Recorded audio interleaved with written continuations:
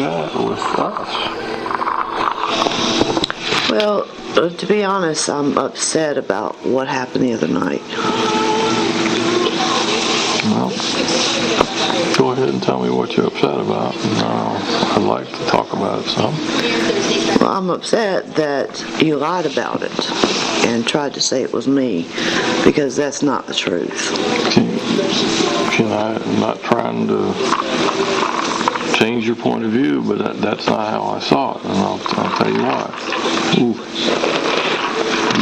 You were laying on your back for a while with your legs up, and you were rubbing yourself. Okay, no. I'm telling you the truth. Now, what? It upsets me when you tell me I'm lying about something. Well, I'm not dead. I'm not in a coma. I might be half asleep, but I'm aware of what's going on. Was I awake while I was doing that? No. I was asleep with my legs up in the air. Yeah, you often are asleep and put your legs up. I guess they cramp up or something and you put them up. I never sleep on my back. Rarely. I usually sleep on the side because I use pillows. Almost every night at some point during the night, you roll over on your back and you have both your legs up. I'm guessing because you're sore from laying on one side or the other. Apparently you're not awake to notice that, but I'm telling you it's not a rare occasion that you do that. But in any case, you're scratching, rubbing, so I'm half awake, I can't sleep, and I'm starting to, it smells good, like you smell when you get excited. So I was rubbing you a little bit too. And then you rolled over and your boobs are in my face, and I thought you were waking up and wanted to play it. I did. And I did. I thought you were awake and wanted to play, and I was excited, and I put your hand over there and rubbed me like that, and I thought you wanted to play, and you didn't. When you didn't, okay, you don't want to. If that's what I want to do, then why did I get up and leave the bed? I know. I thought you just got up to go pee, and that you were going to come back and you wanted to finish up what we were doing, but I guess you went out to get a cigarette or something, and I fell back asleep. No, I left because I woke up and you're forcing me my hand on your dick. You didn't tell me. You didn't say anything about it. I don't know. I wasn't forced. I've done what I've done before. I put your hand over mine and done that. I'm not. I'm not consenting to that when I'm half asleep. Okay, I didn't understand that you were fast asleep. I thought you had woken up at that point a few minutes earlier. You woke me up, yes. Okay. I'm sorry if I misunderstood. Groping me and putting my hand on your erect dick. Okay. And that's inappropriate. It's not acceptable while I'm asleep. And it's not the first time you've done it. I know. And at some point, you must know what's wrong, because every time you do it, you either deny it or you turn around and say, oh, it was you, which is bullshit. Now, wait a minute.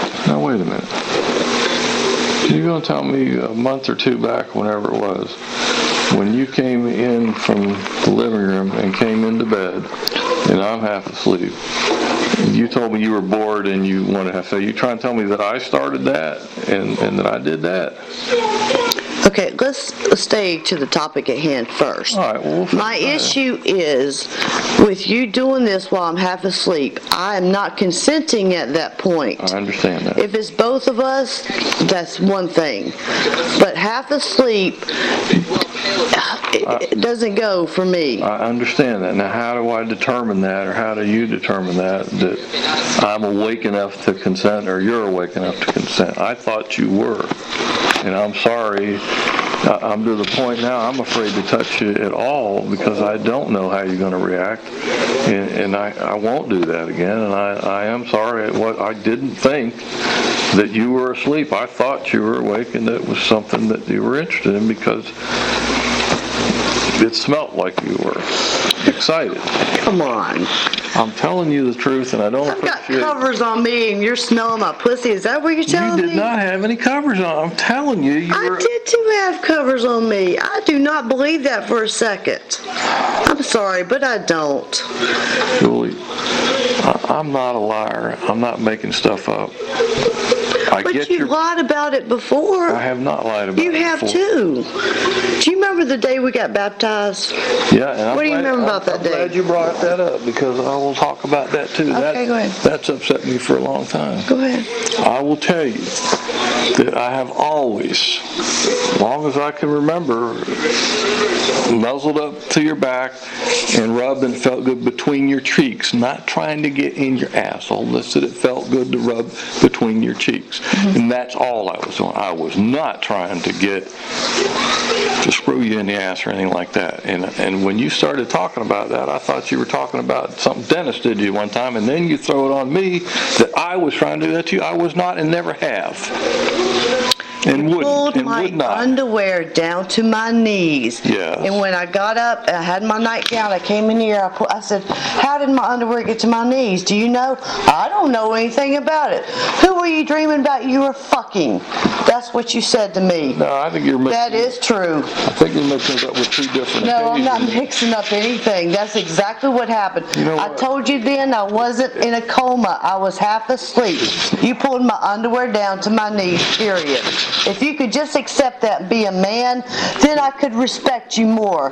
But when you lie about it and turn around and make it on me, how am I supposed to trust you? Julie, I don't trust that you have my best interests at heart. I really don't anymore, Tom.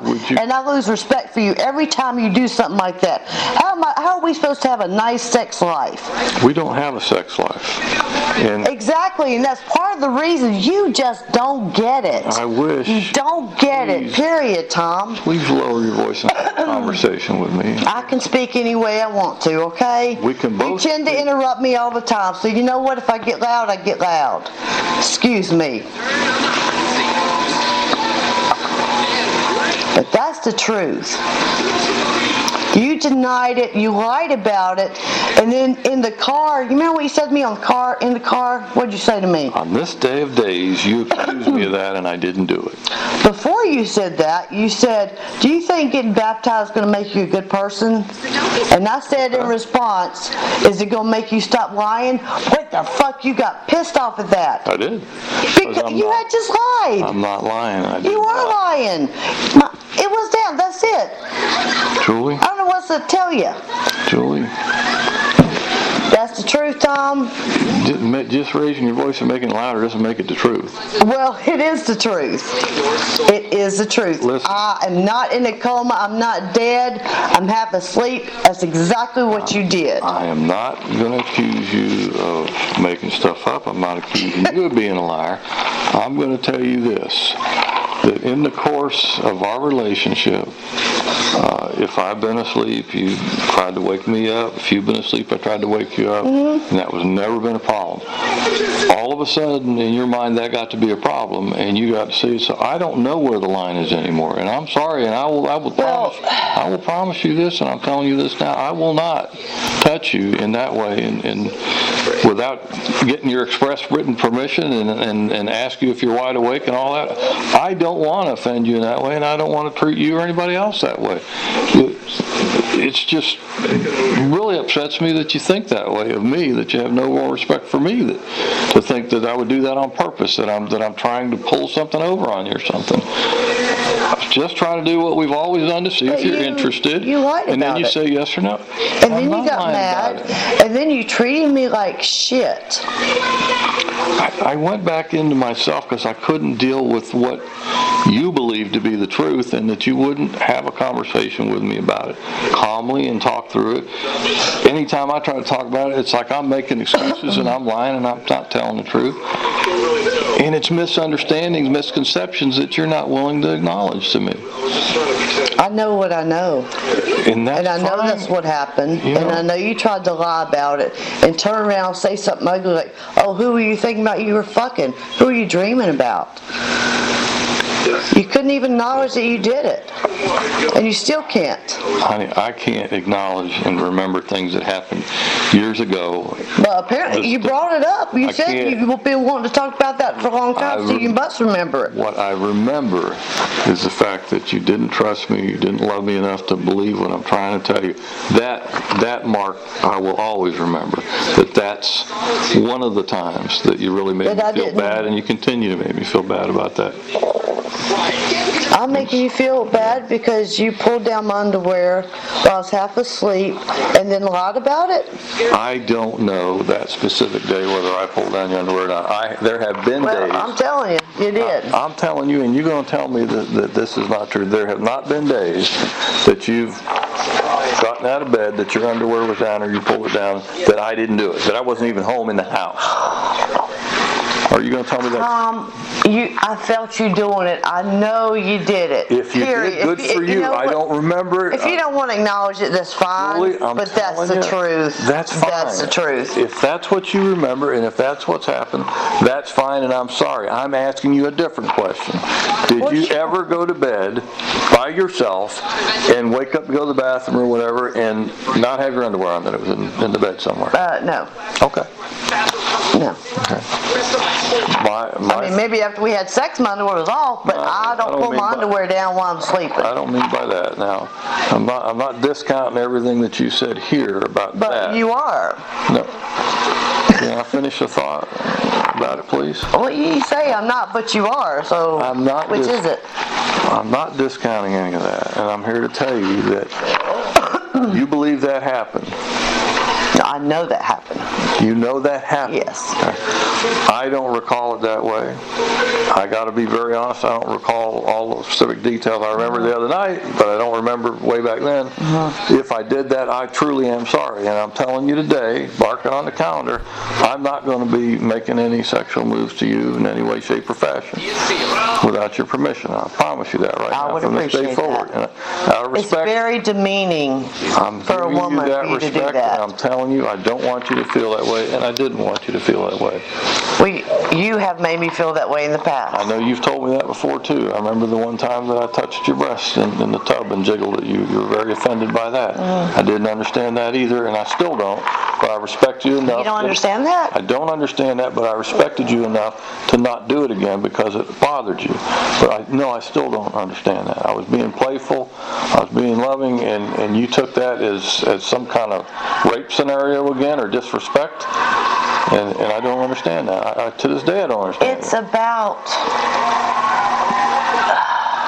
being objectified. Like, my titty's just an object for you to play with. You've never done that with me? No, I never just walked up and did that to your dick. You walked up to do that to my butt. Well... But you understand where I'm coming from. Have I ever done that again to you? No, you've never done that. No. Now, if we could just move past something else, I'd like to just talk some more. As I started to say, I'm not discounting that at all. If you feel that way and you feel I'm wrong, then I'm wrong, and I'm sorry.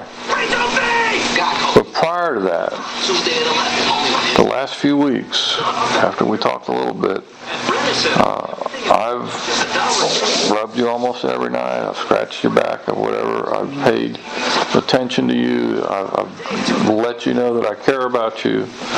Not talking about sex now. I'm just talking about intimacy. And you have done very little, if nothing, back towards me. Before this thing, whatever night it was, that you got upset. This wasn't about sex. But you've been very distant before that even happened. So I'm trying to figure out what's going on there. What's on your mind and why the distance before that happened. Do you do that with the intention of wanting to get some back from me? Nope. I did but that. You're expecting that. You're saying that here. No, I did that because a certain amount of guilt that I feel of not being around and having to travel and having to work and all that. And then I know you like scratch and rub and it hurts my fingers and gives me arthritis, but I do it because it makes you feel good and I want you to feel good. And I just thought sometime within those several weeks of doing that there would have been some comfort back to me, not in a sexual way, but just, in a rubbing my leg or holding my arm or something, or a kiss or a hug. Every hug or kiss is instigated by me in this house for the past several weeks, and prior to that we were barely talking to each other because you were mad and I was mad. I guess I just didn't know what to do or how to deal with the distance that's there. And we talked a little bit and said we were going to try, and I really tried. And I don't see you trying back to be anything except kind of just barely acknowledging my presence.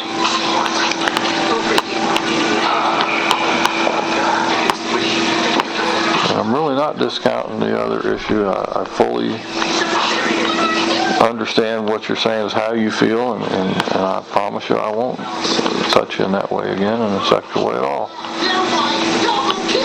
But I'm trying to understand why you're so distant with me.